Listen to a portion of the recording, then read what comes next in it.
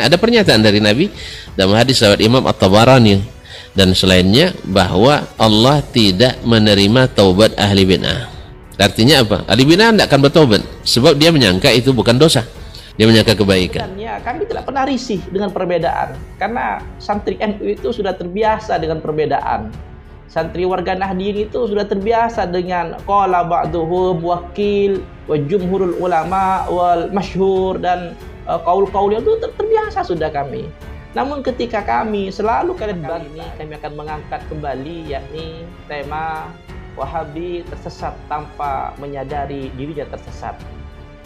Di tema-tema sebelumnya bagian 1, 2, 3 ini yang keempat pastinya akan mengangkat suatu tema yang sangat spektakuler pastinya. Apa itu?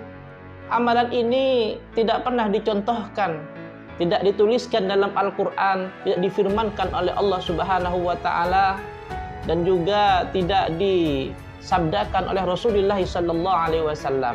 Bahkan para sahabat pun tidak ada yang berkata. Jadi di hadis-hadis mauquf sahabat tidak berkata, tabi'in pun tidak ada yang menjelaskan. Baik ulama salaf maupun ulama khalaf tidak ada.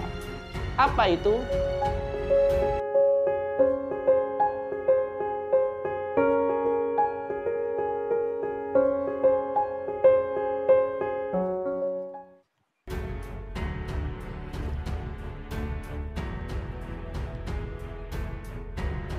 Assalamualaikum warahmatullahi ta'ala wabarakatuh.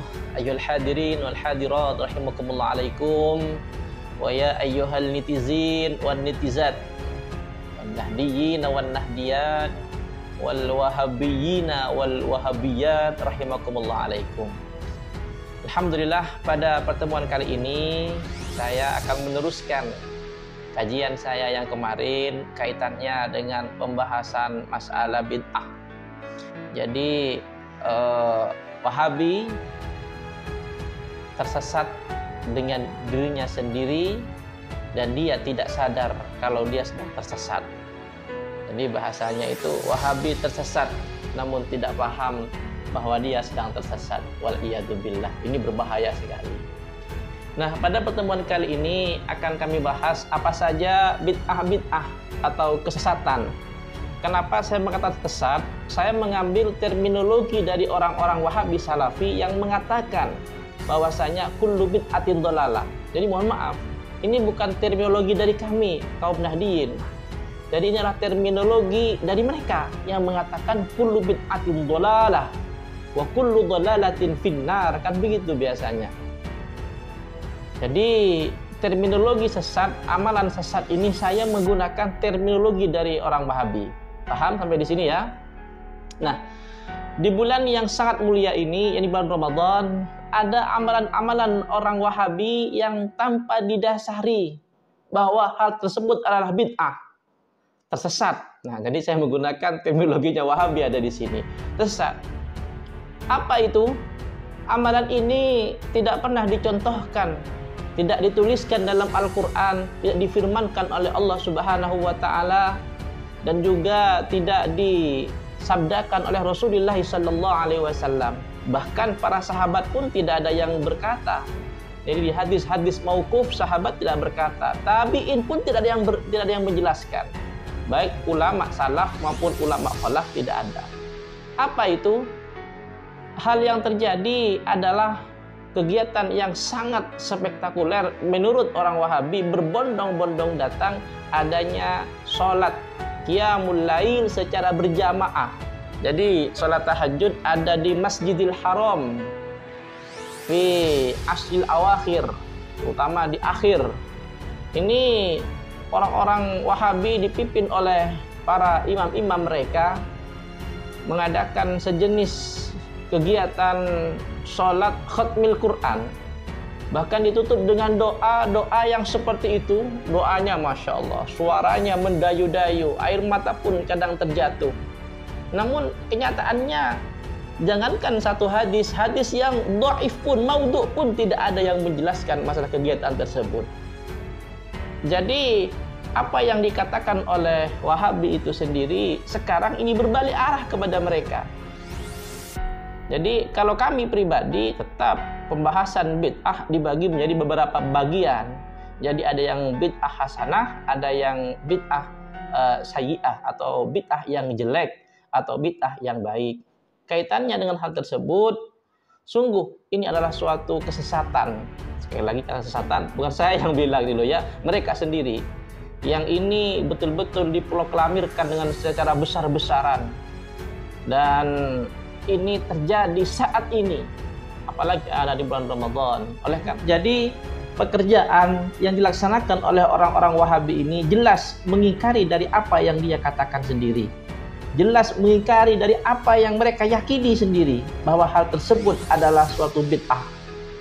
Jadi khutbah Quran, satu juz itu dikhususkan. Jadi satu malam satu juz, 2 malam tarawih 2 juz, 3 juz, 4 juz, seperti itu. Dan dikhususkan. Kalau membaca suratan, Al-Fatihah, surat yang 1, 2, 3 ayat itu tidak masalah sudah.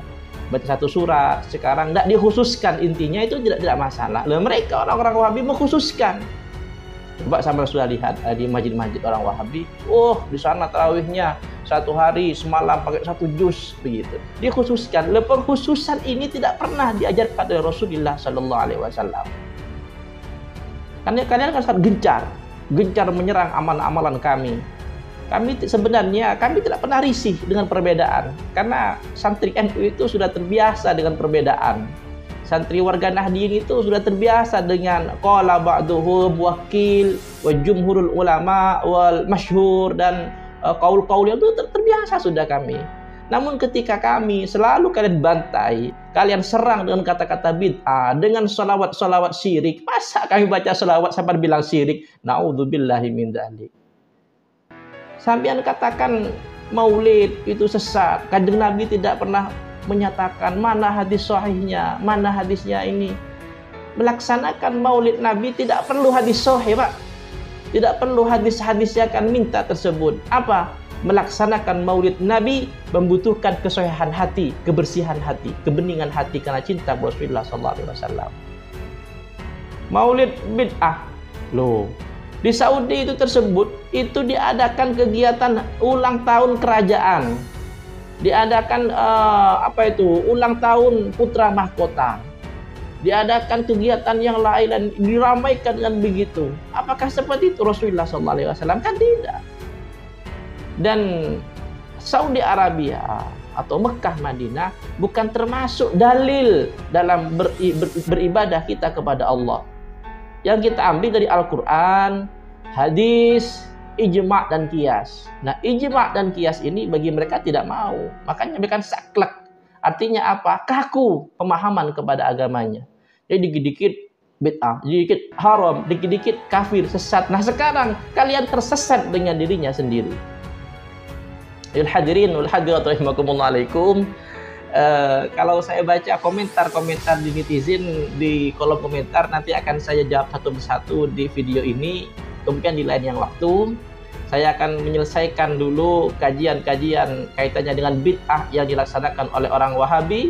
Mereka tersesat tanpa merasa diri mereka tersesat, dan itu adalah suatu kesesatan yang sulit untuk bertobat, melebihi daripada orang bermaksiat kepada Allah Subhanahu wa taala, wal iyadu billah.